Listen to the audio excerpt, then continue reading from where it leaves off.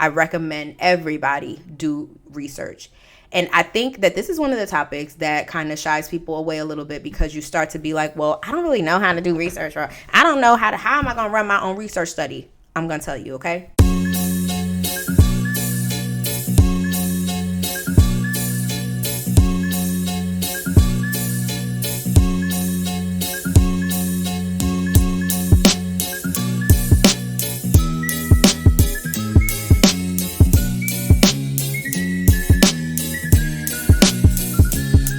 We talked about vetting an idea, how to know if your idea has legs, longevity, and whether you should be invested in it. If you didn't check out that part, go back. It will be good to see that before we go into this next part, which is all about quickly building up your hypothesis and researching it to validate that hypothesis.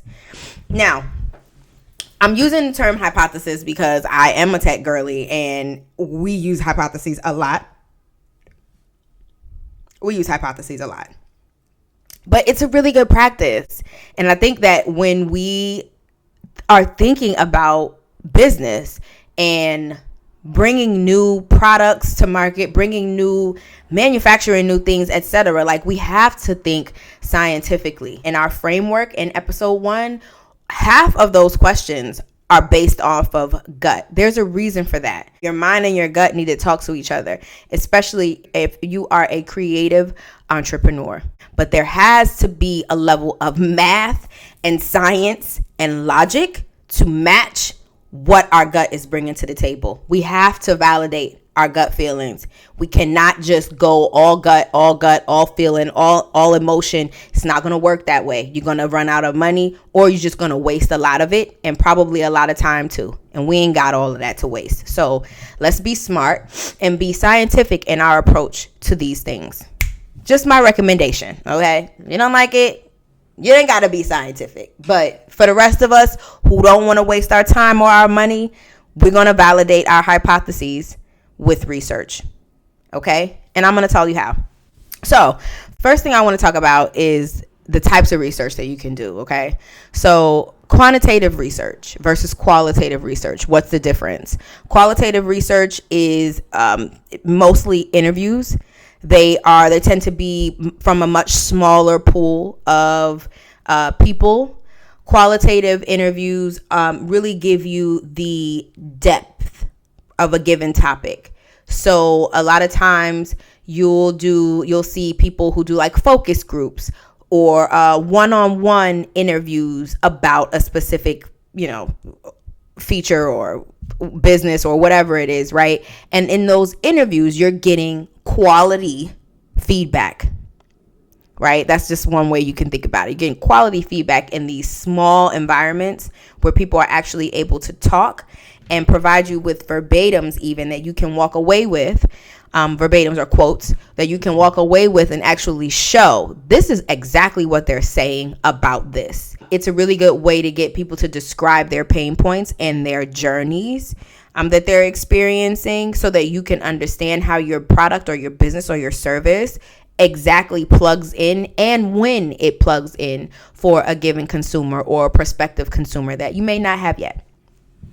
That's qualitative research. So again, focus groups, interviews, small environments, and small pockets or groups of people that you can get feedback on a very specific topic for, right? Like, you want to be very specific with qualitative research. Quantitative research is more robust. Quantity.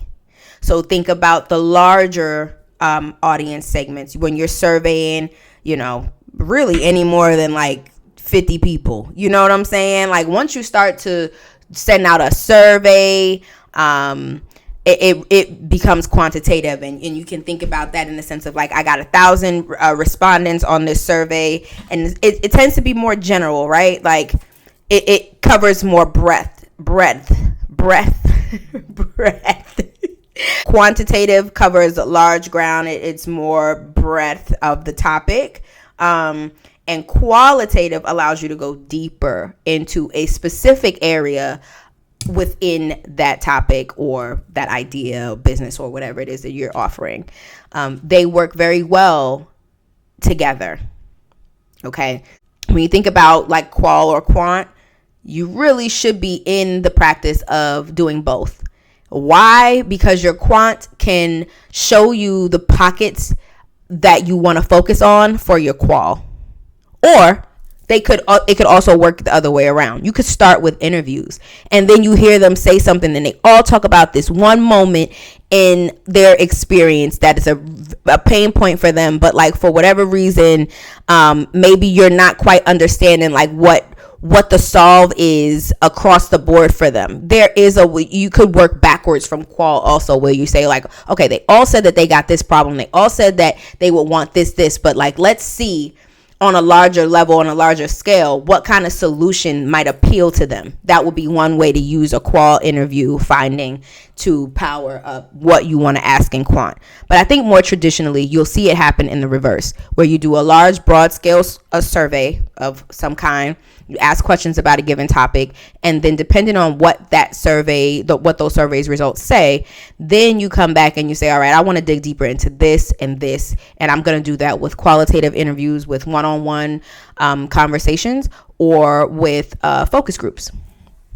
So that's quant and qual. There's also like competitive and market research that you can do. So there are resources for this, and I will list some below if you want to check them out. Some you have to pay for, some are free. I prefer the ones that are free because I'm a creative entrepreneur and we ain't got time to be breaking the bank for research, right? Well, we're going to do the best we can with what we got, okay? Competitive and market research you can find from various places. Kantar, if you want to ever understand about like what people are doing on a media front for like market players, again, what kind of media they invest in, their audiences that they talk to. If you want to understand more about like market trends, there is a platform called Mintel.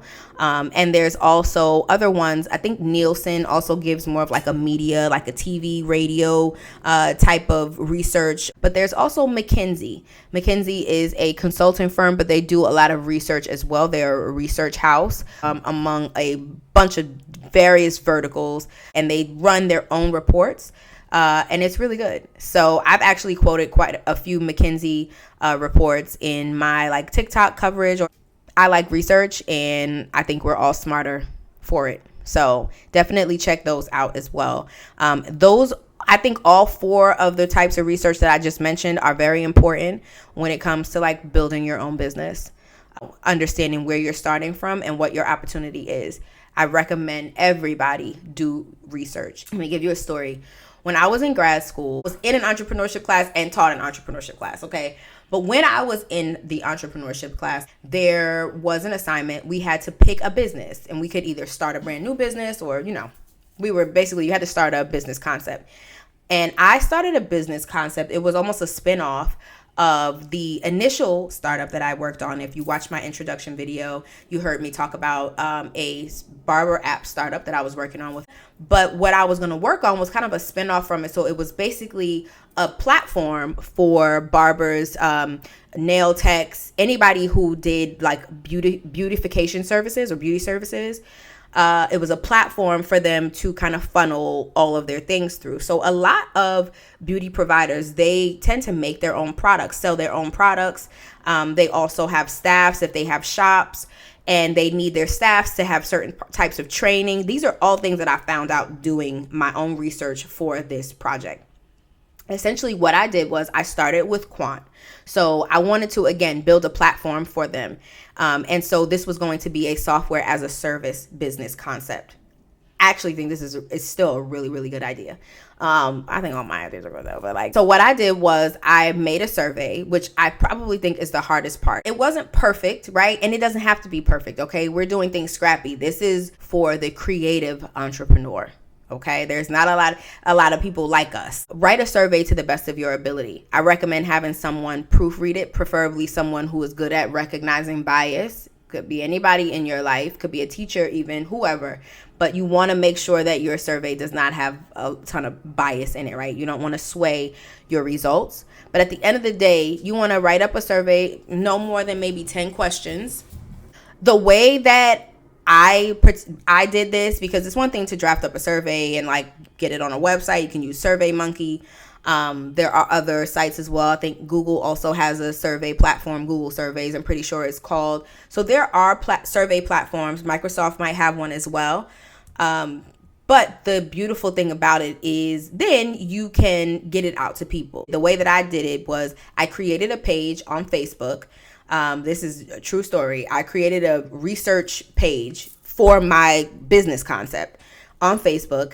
And if you know about advertising on Facebook, you know that in order to like boost a post, you have to have a company page. So that is why I made the page. And then I created a post, and I did a test too. And I'll talk about testing in the next part of this series as well. Love testing. That's like one of my favorite things to do. But I did a test with my copy for the ad. So basically, in the first part, like for the first week that I ran the ad, like promoting the survey, I was like, hey, can you take this survey for me? And I targeted beauty professionals. I did it. I don't think you can necessarily target by like job title, but I did it based on interests on Facebook. So it was Facebook at the time. So essentially it was like people who were interested, you can target people based on like their likes and what they're interested in. That is still very much on Facebook. And so I targeted people who had like beauty and I think like hair or nails or like anything that got me in the area of like beauty services in terms of likes and interests is what I included in the targeting. I also targeted by age. I didn't want anybody who was too young. I think I did my cutoff at like 25 years old on the younger side. And I think that was pretty much it. I think I also might have chosen the geos. I wanted to choose like the top 10 markets or something like that. And I think I added that as well to my targeting. And then I ran that ad. And for the first week, I really didn't get a lot of bite. I think I got like 2 survey responses. So that was like part 1 of my test. And then once I saw that a lot of people weren't biting, I came back and I changed my copy in my ad. And so the next week I had the same copy, but I also said, you get a $5 Amazon card if you complete it. And a week later I had like 70 responses in my survey. So, okay. Now I had to pay for that, the incentive for my survey respondents. I was a struggling graduate student, okay? And I have a little kid too. Like, I don't even know what I was doing, but I really wanted to get this survey off the ground. Like, it was really important to me. So I paid $350 and I gave out those Amazon gift cards on my own, and people was looking for them, okay? After they did their survey, they was emailing me like, excuse me, I haven't gotten my $5 gift card yet. Like, girl, it's coming. Don't worry about it, sweetheart. And I got some really good feedback about what they wanted, what they were looking for, what kinds of what kind of price point they would pay. I got a willingness to pay question in there. It was all around like this concept of having a platform. Some people said that they already used one, but a lot of people said that they didn't, and that they would pay. I had their range of how much they would pay per month for a platform or a tool like that. So I had these general kind of questions that I included in the quant. And then I came back through and I emailed those folks, because remember, this is a very scrappy solution. They've got my email on, everything. But what I did was then I reached out to them and asked them if they would be willing to talk. And if they would be willing to talk to me, if they would be willing to have a one-on-one conversation or join a focus group to really give me more information about what, the feedback that they gave. And I got a really healthy response from folks. I cherry picked people. I knew I didn't need to talk to all 70. I just needed to talk to about 7 or 8 of them. And that is exactly what I did. So I scheduled focus groups it was like 2 weekends that I did it. And it was really, really cool. It was really cool. But basically they explained to me in depth what their pain points were, what they wanted, what the nuances were of like running a shop, having people in there working for them. And that was how, from the qualitative piece, that was how I then got to picture in my mind what kinds of features this platform should have. It was from the qualitative research after the quant, which gave me an idea within the qual of what to focus on. So that was all of $350. I wrote my own survey. I ran the ad. I don't know how much I paid for that, but I did pay for the ad too. So it's probably, let's say like $400. It was about $400 total investment. And it was fun, and it was scrappy, and it was done all in a matter of 3 weeks. So it is possible to vet your idea. It's not going to necessarily be a perfect solution, but having that tucked in your back pocket, especially if you're looking for investors or people to get on board with you in any kind of capacity, you want to know what you're talking about. And there's no better way to know about the pain points of your audience than to actually talk to your audience face to face directly and hear what they have to say. And it is important also, if it's a concept that you know is going to be something that they have to pay for, ask them how much they would pay for it. Don't just assume that you can just price something that the way, you know what I'm saying? Like, you can't just slap a price on something and then offer it to somebody. You really got to know how much they're willing to pay for it. Get scientific. Don't be scared to get scientific. When it comes to your hypothesis, yes, it's an educated guess, but for some people, it might be a little bit of a muscle to actually create a hypothesis. Think about the problem that you're trying to solve, and then think about what your best educated guess is with all the, everything you have, all the resources that you have up to that point, how you could best solve that. That's your hypothesis. It's a if-then statement. If I do blah, blah, blah, blah, blah, if I offer this, this is what they will do. If I offer this, this is what will happen. Very simple. Resist the urge to overcomplicate it. And secondly, I would say resist the urge to make too many. You don't want a bunch of different hypotheses running over your head. Like 1 to 2 max. 1 to 2 max. One really is just make a primary hypothesis and continue to evolve it. Hypothesis can be based on a general overview of your business. And it can also be based off of like the early phases of your business or MVP. So let's say you've kind of gone through the motions. You're already in flight almost, right? Like you got your strategy, you've done your testing. Like you should always have a hypothesis, always. And you should continue to evolve that hypothesis and constantly validate that hypothesis with research and then testing, which we're going to talk about next. Now that you've done the vetting, you said, okay, this is a good idea. You've done your research. You know exactly what your problem is that you're going to be solving, what your audience's pain points are, what they want from you, and how much they're willing to pay for it. Yeah. Now you're going to test it in the market. See you in part 3.